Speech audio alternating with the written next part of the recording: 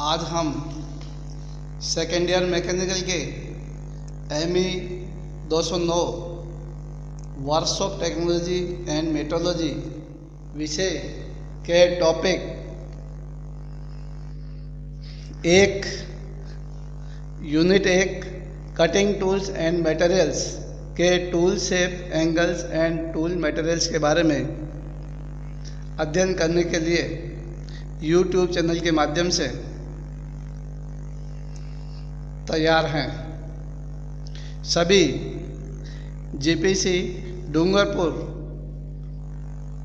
के छात्र जो सेकेंड ईयर मैकेनिकल में पढ़ते हैं, उनका YouTube चैनल के माध्यम से ली जा रही इस क्लास में वर्कशॉप टेक्नोलॉजी एंड मेट्रोलॉजी विषय के unit 1 cutting tools and materials की क्लास में स्वागत है। हम सबसे पहले टूल्स के बारे में अध्ययन करते हैं। कटिंग संरूपण प्रक्रियाएं वह होती है जिनमें वांछित आकृति व आकार की सतह प्राप्त करने के लिए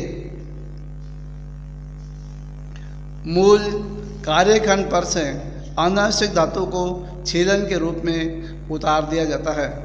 खरादन व संरूपण में यानी कि लेथ मशीन व शेपर मशीन में हम सिंगल पॉइंट कटिंग टूल्स का प्रयोग करते हैं, जिसमें कार्यखंड, कटिंग टूल की ज्यामिति, speed, feed, depth of cut के बारे में अध्ययन करते हैं। हम सबसे पहले टूल की शेप के बारे में जानकारी प्राप्त करते हैं। Standard shape of single point cutting tool. इन औजारों में एक कटिंग एज होती है। इस वर्ग के औजारों के अंतर्गत खराद के टूल, प्रभेदन औजार, शेपर मशीन के टूल आते हैं। जैसा कि हमने चित्र में दिखाया गया है, सिंगल पॉइंट कटिंग टूल की ज्योमेट्री को हमने दिखाया है। इसमें हमने दिखाया है शंख औजार के बिट का वह भाग होता है जिसे कटिंग एज बनाने के लिए नहीं घिसते। सामान्यतया इसे औजार का मुख्य पिंड कहते हैं और यही भाग औजार होल्डर में पकड़ने के लिए काम में लिया जाता है। फेस शंख तथा बिंदु के मध्य का औजार का ऊपरी पृष्ठ ही फलक कहलाता है। कटिंग एक्शन के दौरान छीलन इसी पृष्ठ के ऊपर से होकर आगे की ओर खिसकती है। पॉइंट, यह फन्नी की आकृति का वह भाग है जहां औजार की फलक तथा पार्श्व पराचर मिलते हैं। औजार के इसी भाग द्वारा कटिंग क्रिया होती है। गोल नासिका औजारों में यह भाग नासिका भी कहलाता है।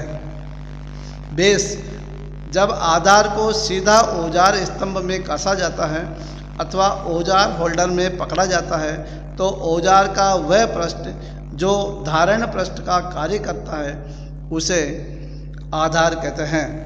नोज, जहाँ साइड कटिंग एज व अंतिम कटिंग एज मिलते हैं वह बिंदु नोज कहलाता है। कटिंग एज, औजार के फलक का वह किनारा जो कि कार्यखंड पर से छीलन को हटाता है, कटिंग एज कहलाता है।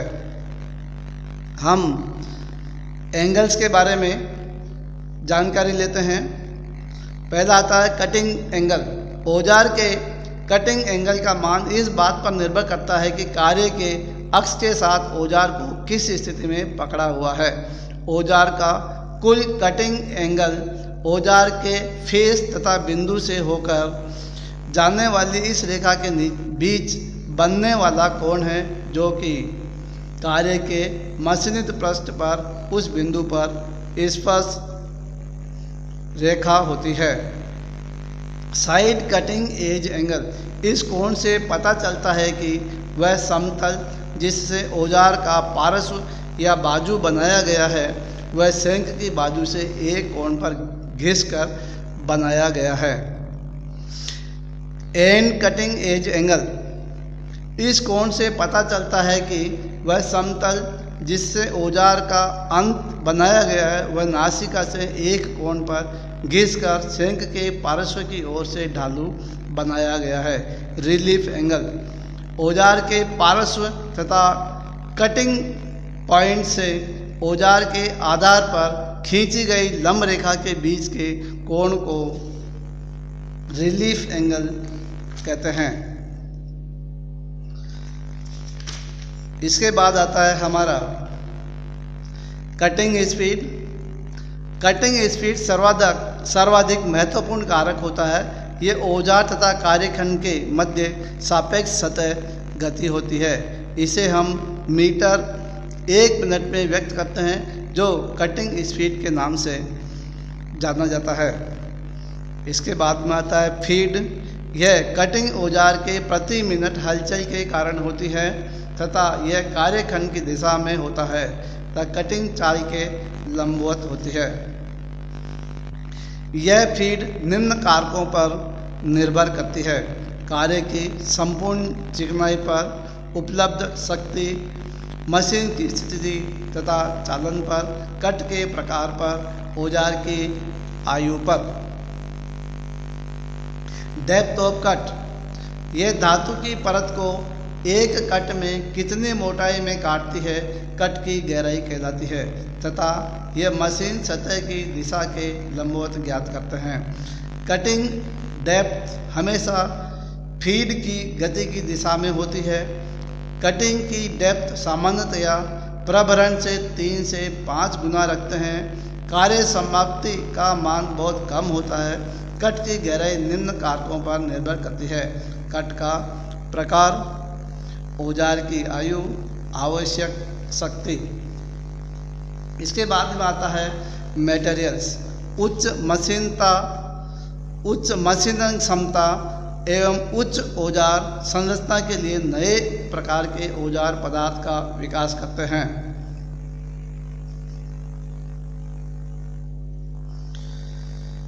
दिए गए तापमान पर अपनी कठोरता बनाए रखने के लिए मशीन को उच्च चाल पर चलने में सामर्थ्य बनाता है। इस तरह धातु पदार्थ के निम्न प्रकार के गुण जो निष्कर्षण, प्रतिरोध, तप्त, कठोरता एवं कड़ापन यानी हार्डनेस होता है, इनके गुणों की हम चर्चा करते हैं। Materials of cutting tool and their properties. Cutting tools की भिन्न परिस्थितियों के संदर्भ में लेथ मशीन के औजारों के लिए निम्न पदार्थों का प्रयोग किया जाता है। पहला आता है हाई कार्बन स्टील, दूसरा आता है हाई स्पीड स्टील, तीसरा आता है नॉन फेरस अलॉयज, चौथा आता है कार्बाइड, पांचवा आता है डायमंड एंड छठा है सिरेमिक्स। इनकी प्रॉपर्टीज़ के बारे में हम बात करते हैं। पहला है तप्त कठोरता, गुण के युक्त कठोरता। दूसरा है मैकेनिकल प्रॉपर्टीज। तीसरा है ईज ऑफ शार्पनिंग। चौथा है resistant to wear by abrasion. इसके आगे है कोफिशिएंट ऑफ फ्रिक्शन। छठा है मशीन एबिलिटी। सातवां है thermal conductivity and specific heat. आठवां है एब्रेशन। नौवां है हॉट हार्डनेस। दसवां है टफनेस। 11वां है औजार इस्पात के ऊष्मा उपचार के दौरान प्रतिरोध का विरूपण तथा औजार की आकार तथा आकृति वही रखते हैं। हाई स्पीड स्टील उच्च चाल इस्पात वास्तविक रूप से टेलर द्वारा बनाया गया। इसमें 1.9% कार्बन, 0.3% मैंगनीज, 8% टंगस्टन तथा 3.8% क्रोमियम मिश्रित होता है। ये औजार इस्पातों का मशीनन उच्च चाल पर बिना अपनी कठोरता खोए करता है। हाई स्पीड स्टील, इसको हम कुछ समय के लिए सुपर चाल इस्पात भी कहते हैं। इसमें कोबाल्ट की 2 से 15% की मात्रा मिलाते हैं ताकि इसकी लाल कठोरता व निवर्धन प्रतिरोधकता बढ़ सके। सीमेंटाइट कार्बाइड, ये पदार्थ मुख्यतया टंगस्टन कार्बाइड तथा कुछ मात्रा में टाइटेनियम कार्बाइड के कणों को बंधक के रूप में निकल तथा कोबाल्ट चूर्ण में मिलाकर सांचे में दबाकर अभीष्ट आकार प्राप्त किए जाते हैं। तत्पश्चात 1400 डिग्री सेंटीग्रेड पर सेंटरित किया जाता है, सीमेंटाइट किया जाता है, जिसके फलस्वरूप ये ठोस तथा कठोर पदार्थ का रूप ग्रहण कर लेते हैं। टंगस्टन कार्बाइड के गुण: पदार्थ असामान्य रूप से कठोर तथा बहुत ज़्यादा आघात वर्तनीय व भंगुर होता है। यह अधिकतम 1200 डिग्री सेंटीग्रेड तक तापमान सहन कर सकता है तथा इसकी कठोरता को बनाए रखता है। ये औजार आयु को बढ़ाता है। यह उच्चतम पृष्ठ परिष्कृति प्रदान करता है। यह दबाव में बहुत अच्छी होती है। इसको उच्च चाल इस्पात की अपेक्षा 4 से 6 गुना उच्च चाल पर प्रयुक्त करते हैं। टंगस्टन कार्बाइड, इस तरह के कार्बाइड में सिर्फ 2 तत्वों का मिश्रण होता है। टंगस्टन कार्बाइड व कोबाल्ट में टाइटेनियम टंगस्टन प्रकार के कार्बाइड की तुलना में कम भंगुर होते हैं। इसमें 92 से 98% 98% तक टंगस्टन कार्बाइड एवं 2 से 8% कोबाल्ट होता है। ग्रेन का आकार उच्च व निम्न सीमाएं क्रमशः 8 माइक्रोन व 1 माइक्रोन होती है तथा उच्चतम तथा निम्नतम मात्रा कोबाल्ट की प्रतिशत में 25% से 3% तक होती है। इसकी कठोरता ग्रेन आकार बढ़ने के साथ घटती है, जबकि कोबाल्ट प्रतिशत व ग्रेन आकार बढ़ने के साथ हार्डनेस बढ़ती रहती है। इसके बाद आता है डायमंड। हीरे को हम उच्च चाल इस्पात की तुलना में 50 गुना ज़्यादा कटिंग स्पीड पर प्रयुक्त करते हैं तथा तापमान 1650 डिग्री तक होता है। इसकी कठोरता बढ़ाने के लिए हीरे को दबाव रहित बनाते हैं तथा इसकी ग्रेन आकार बड़ी होती है। घर्षण गुणांक कम होता है। हीरा सबसे उपयुक्त होता है जो कि कठोर से कठोर पदार्थ जैसे ग्लास, प्लास्टिक, सिरेमिक तथा अन्य घिसाव प्रतिरोधी धातुओं को काटने में प्रयुक्त करते हैं तथा उच्च गुणवत्ता वाली परिष्कृति प्राप्त करते हैं। इसके बाद में आता है सिरेमिक। सिरेमिक अत्यंत कठोर पदार्थ है। इसे सीमेंटाइट, एल्यूमिनियम ऑक्साइड व विभिन्न बोरोन नाइट्राइड चूर्णों से बनाया जाता है। इन विभिन्न चूर्णों को भली भांति परस्पर मिलाने के उपरांत इन्हें लगभग 1700 डिग्री सेंटीग्रेड पर सीमेंटाइट करते हैं। यह सस्ता होने के कारण आजकल सीमेंटाइट कार्बाइड का स्थान ले लिया है। सिरेमिक का उपयोग मुख्यतः औजारों के अग्र भाग बनाने में करते हैं तथा ये अग्र कार्बन इस्पात के सेंग पर व्रेजन या ब्लेम्स द्वारा लगाते हैं। ये पदार्थ 1200 डिग्री सेंटीग्रेड तापमान पर भी अपनी कठोरता यथावत रखते हैं, किंतु भंगुर होने के कारण सिरेमिक झटके सहन नहीं कर सकता। इसलिए सिरेमिक औजारों का उपयोग परिवर्करण क्रियाओं में ही किया जाता है। सिरेमिक को हम बिना शीतलक के प्रयोग करते हैं, अतः उसकी ऊष्मीय चालकता कम होती है। सिरेमिक औजार सिंगल पॉइंट कटिंग टूल में ही प्रयोग किए जाते हैं। Thank you.